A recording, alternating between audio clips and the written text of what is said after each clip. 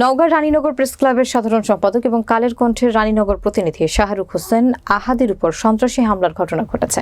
বিস্তারিত দেখুন রানীনগর প্রতিনিধি কাজী আনিসুর রহমানের তথ্যচিত্রে। বুধবার সকাল 7টায় উপজেলার হরিশপুর এলাকায় এই ঘটনা ঘটে। সাংবাদিক আহাদ উপজেলার হরিশপুর গ্রামের মৃত হুজুর আলীর ছেলে। আহত সাংবাদিক শাহরুখ হোসেন আহাদ জানান, এলাকায় পার্টনারে তার ডিশ ইন্টারনেটের ব্যবসা শুরু রয়েছে। মঙ্গলবার রাতে কে বা কারা ডিশ ইন্টারনেটের তার কেটে দেয়, এ ঘটনার প্রতিবাদ করেন তিনি। এ ঘটনার জের ধরে বুধবার সকাল আনুমানিক 7টায় বাড়ি থেকে মোটরসাইকেল নিয়ে বের হয়ে হরিশপুর মোড়ে পৌঁছলে পূর্ব থেকে অবস্থানরত নওগাঁ সদর উপজেলার শৈলগাছি ইউনিয়নের পার বাঁকাপুর গ্রামের আব্দুর রাজ্জাকের ছেলে তুহিন হোসেনের নেতৃত্বে হামলা চালায়। হামলাকারীরা তাকে বেদম মারধর করে দ্রুত পালিয়ে যায়।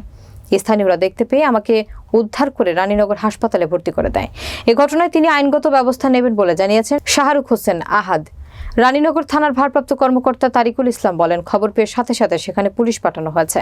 এ ঘটনায় যারাই জড়িত থাক তদন্ত সাপেক্ষে প্রয়োজনীয় ব্যবস্থা নেওয়া হবে।